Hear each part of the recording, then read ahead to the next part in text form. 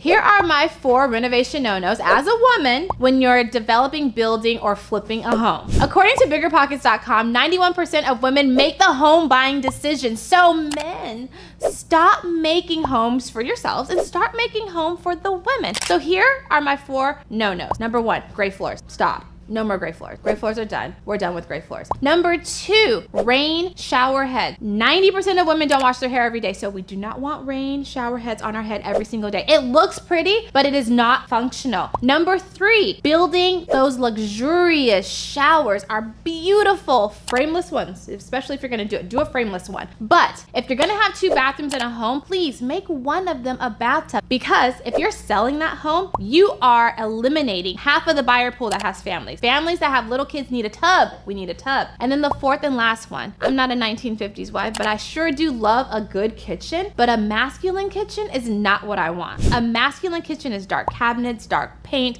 dark flooring. We want light and bright. We want to be able to see our wine when we pour it. So those are my 4 renovation no-nos. I'm Latrice, and this is The Lowdown.